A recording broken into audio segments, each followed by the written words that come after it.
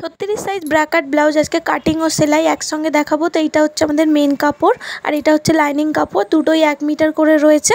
আর তো আমরা পেপারে কাটিং করব, তারপরে গিয়ে লাইনিং, তারপরে মেন কাপড়ে কাটিং করব। তো আমি আজকে দেখাবো একটা পেপারে মানে একেবারে কিভাবে সামনের পার্ট এবং পেছনের পার্ট কাটিং করে নেবেন, ঠিক আছে? দুবার করে কাটিং করতে হবে না। তো সবার প্রথমে 1/2 ইঞ্চি করে আমাদের নিয়ে নিতে হবে, যেহেতু আমরা সামনের পার্টটা হুক লাগাবো তার জন্য সামনের পার্টে 1/2 ইঞ্চি ছেড়ে নিতে হবে। এরপরে আমাদের ঝুল নিয়ে নিচ্ছি আমরা।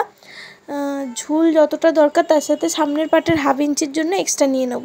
তো ঝুল আমাদের দরকার হচ্ছে 14 ইঞ্চি, ঠিক আছে? তো 14 ইঞ্চি নেব, তার সাথে আরও 1/2 ইঞ্চি সামনের পার্টের জন্য, এটা পেছন পার্টের জন্য না, এক্সট্রা নিয়ে নিলাম। নিয়ে এবার এখানে পুট নিয়ে নেবো আমি। পুট নিচ্ছি আমি 5.5 ইঞ্চি 2 সুত, ঠিক আছে? যতটা পুট নিয়েছি ততটাই মোহরা স্ট্রেট লাইন নিয়ে নেবো। যারা যারা আমার পুটের ভিডিও দেখেননি অবশ্যই আমার চ্যানেলে দেওয়া রয়েছে, পুট কীভাবে বার করবেন দেখে নেবেন যারা যারা দেখেননি। এরপরে এই 1/2 ইঞ্চি ছেড়ে আমাদের ছাতির মাপটা নিতে হবে। তো ছাতির 1/4 মানে 9 ইঞ্চি, যেহেতু আমাদের ছাতি 36 ইঞ্চি, তার সাথে আরও 1.5 ইঞ্চি এক্সট্রা কাপড়ের জন্য। এবার নেব কোমরের মাপ। তো কোমরের কাছে 1/2 ইঞ্চি ছেড়ে কিন্তু নিতে হবে। কোমরের 1/4 তার মানে 7.5 ইঞ্চি, যেহেতু আমাদের কোমর 30 ইঞ্চি, তার সাথে আরও 1.5 ইঞ্চি এক্সট্রা কাপড়ের জন্য। আর পেছন পাটের টেকিনের জন্য আমি 1/2 ইঞ্চি নিয়ে নিচ্ছি, আপনারা চাইলে 1 ইঞ্চিও নিতে পারেন, ঠিক আছে? যারা যারা চ্যানেলে নতুন অবশ্যই চ্যানেলটাকে সাবস্ক্রাইব করতে ভুলবেন না। এরপরে সব দাগগুলোকে মিলিয়ে দেবো, দিয়ে এবার আমাদের 1/2 ইঞ্চি বাইরের দিকে তালপাট কাটিং করতে হবে। যেহেতু আমাদের 10 ইঞ্চি পিঠ আছে, তাই জন্য বাইরের দিকে 1/2 ইঞ্চি তালপাট কাটিং করতে হবে। তো আমি 1/2 ইঞ্চি এখানে নিয়ে এই দাগটার সাথে মিলিয়ে দেবো, ঠিক আছে? এই যে দেখতে পাচ্ছেন 1/2 ইঞ্চি বাইরের দিকে কেটে মিলিয়ে দিয়েছি। দিয়ে এইখান থেকে 1 ইঞ্চি নিয়ে সামনের পাটের মোহরার শেপ দেবো প্রথমে। এই যে আমি সামনের পাটের মোহরার শেপ দিয়ে দিয়েছি। দিয়ে এবার এটাকে মেপে নেব, আপনারাও মেপে নেবেন আপনাদের যতটা মোহরার দরকার তার সাথে 1/2 ইঞ্চি এক্সট্রা দিয়ে আসছে কিনা ঠিকঠাক। দিয়ে আরও 1/2 ইঞ্চি ওপরে পেছন পাটের মোহরার শেপ দিয়ে দেবো। এই যে আমি দিয়ে দিয়েছি। এরপরে কি করতে হবে, আমাকে গলার চওড়াটা নিতে হবে। 1/2 ইঞ্চি ছেড়ে কিন্তু গলার চওড়া নেব, যেহেতু আমার 9 ইঞ্চি গলার চওড়া, তার জন্য 9 ইঞ্চি গলা লম্বা পিঠ, তাই জন্য আমার 1.5 ইঞ্চি অথবা 2 ইঞ্চি নিতে হবে। তো আমি 1/2 ইঞ্চি ছেড়েটা আমি 2 ইঞ্চি নিচ্ছি, ঠিক আছে? 2 ইঞ্চি নিয়ে নিলাম। নিয়ে এবার কী করতে হবে, এই বাইরের দিকে 1/2 ইঞ্চি ডাউন করতে হবে। যেহেতু একটু ডিপ পিট রয়েছে তার জন্য বাইরের দিকে 1/2 ইঞ্চি ডাউন করব। এবার কি করব, লম্বাটা এখন নেব না, আগে এটাকে কাটিং করে নেব। এই যে কাটিং করে নিয়েছি আমি। নিয়ে কি করতে হবে, এই যে 1/2 ইঞ্চিটাও কেটে নিয়েছি একেবারে, তাহলে সুবিধা হবে। এরপরে কি করব, এই যে নিচে 1/2 ইঞ্চি সামনের পাটের জন্য এক্সট্রা নিয়েছিলাম আর এই সাইডে 1/2 ইঞ্চি এক্সট্রা নিয়েছি, এগুলোকে মুড়ে নেব, ঠিক আছে? এই যে মুড়ে নিয়েছি, দেখতে পাচ্ছেন। এরপরে কি করতে হবে, এটাকে আগে পেছন পাটটা আমাদের লাইনিংয়ে কাটিং করে নিতে হবে। এই যে দেখতে পাচ্ছেন আমি লাইনিংয়ে কাটিং করে নিয়েছি। এই যে চওড়াটা ছিল যা দিয়ে দিয়েছি। এরপর লম্বাটা আমি নিয়ে নিচ্ছি, 9 ইঞ্চি লম্বা ছিল, এই যে 9 ইঞ্চি দিয়ে দিলাম। দিয়ে এটা চৌকো, আমি একটা কিছুই করব না, জাস্ট চৌকো পিট করব, ওই জন্য আমি এদিক থেকে নিচ থেকে বাড়িয়েছি কিন্তু এই সাইডে। এরপর কি করব, সামনের পাটটা রেডি করে নেব। এবার এইগুলোকে খুলে দিলাম, যেহেতু এটা সামনের পাটের। এরপর কি করতে হবে আমাদেরকে, এই যে দেখছেন মোহরার শেপটা পেছন পাটের আর পেছন পাটের টেকিনের, এই দুটো কেটে আমাদেরকে বাদ দিয়ে দিতে হবে, যেহেতু এটা পেছন পাটের ছিল, ঠিক আছে? এই যে কেটে বাদ দিয়ে দিলাম আমি। এরপরে কি করতে হবে, আমাদের এই 1/2 ইঞ্চি ছেড়ে, ঠিক আছে, নিচ থেকে 3 ইঞ্চি ওপরে আমাদের বেল্টের জন্য শেপ দিতে হবে। এটা কম্পালসারি, যে কোনো সাইজের জন্য বলছি। নিচ থেকে 3 ইঞ্চি ওপরে বেল্টের শেপ দিয়ে দেবো। দিয়ে দাগটাকে সোজা করে দেবো। দিয়ে এবার কি করতে হবে, আমাদের খাপের মাপটা নিতে হবে। তো এই 1/2 ইঞ্চি ছেড়ে কিন্তু আমাদের খাপের মাপ নেব। তো 36 ছাতি, এটা অতটাও ভারী না, খুব একটা ভারী না আবার খুব একটা, ওই জন্য আমি 5.5 ইঞ্চি নিচ্ছি আমি খাপের মাপটা, ঠিক আছে? আপনারা যদি একটু কম ভারী ছাতি হয় তাহলে একটুখানি 5 ইঞ্চিও নিতে পারেন। এরপরে কি করতে হবে, গলার চওড়াটা তো আপনারা জানেন, আমি লম্বাটা এখানে 6 ইঞ্চি নিয়েছি লম্বায়। এই যে নিয়ে দেখতে পাচ্ছেন, নিয়ে আমি এখানে একটা নর্মালি একটা শেপ দিয়ে দিচ্ছি। আপনারা আপনাদের মন পছন্দ মতন শেপ দিয়ে নেবেন, ঠিক আছে? এটা পুরো মিলিয়ে দিয়েছি এর সঙ্গে। এরপরে কি করতে হবে, এইটা কম্পালসারি কিন্তু যে কোনো সাইজের জন্য গলার লম্বার নিচ থেকে 1 ইঞ্চি ওপরে, ঠিক আছে? এটা কম্পালসারি যে কোনো সাইজের জন্য, নিচ থেকে 1 ইঞ্চি ওপরে। আর এই আর্মহোলের দিক থেকে 2.5 ইঞ্চি, ঠিক আছে? এটা কম্পালসারি যে কোনো সাইজের জন্য আমি বলছি, আর্মহোলের দিক থেকে 2.5 ইঞ্চি, ঠিক আছে? দিয়ে এই যে দিয়ে দিলাম।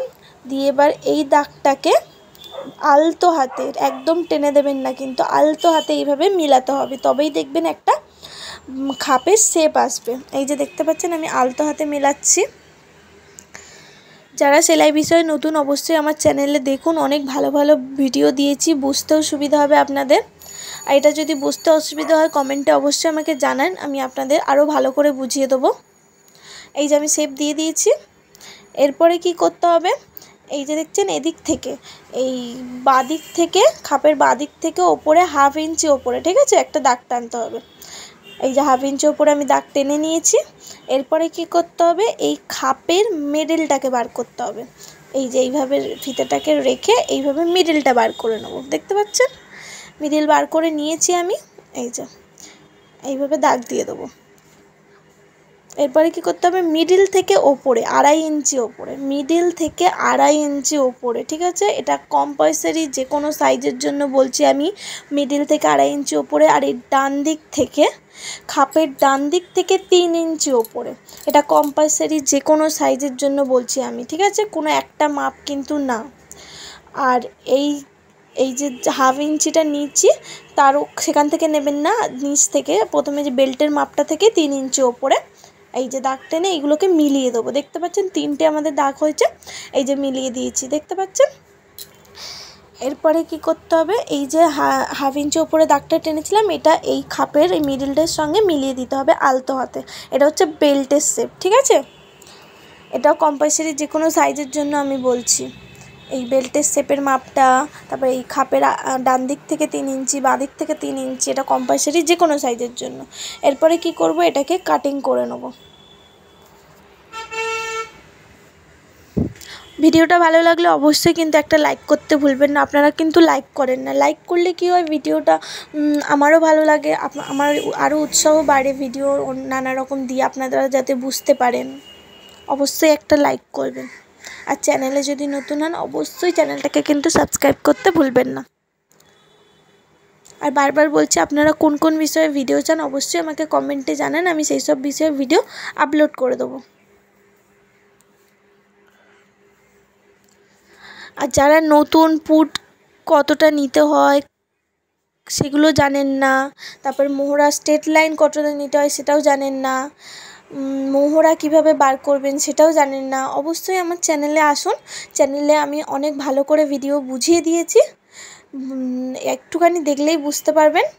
আর ভালো করে একটু মন দিয়ে বুঝবেন, তাহলে অবশ্যই বুঝতে পারবেন।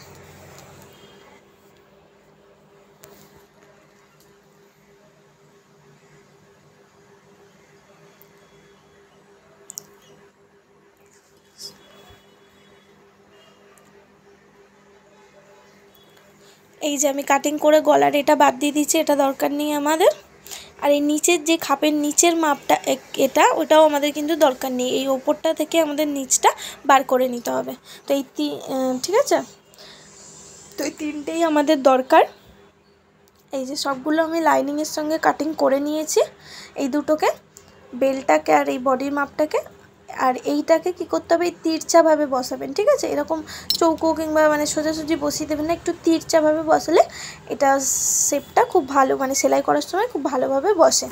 তো আমি এটা ভালো করে এঁকে নিয়ে এবার কি করতে হবে, এর 4 সাইডে আমাদের বাড়াতে হবে, 4-5 সাইডে, ঠিক আছে।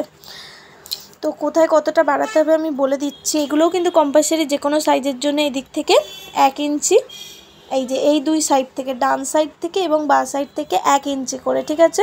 আর এই নিচ থেকে কিন্তু 1 ইঞ্চি নিয়েছি আমি, আপনারা চাইলে 1/2 ইঞ্চি নিতে পারেন, অসুবিধা নেই। এখান থেকেও 1/2 ইঞ্চি সেম। আর এই দিক থেকে 2 সুত, ঠিক আছে।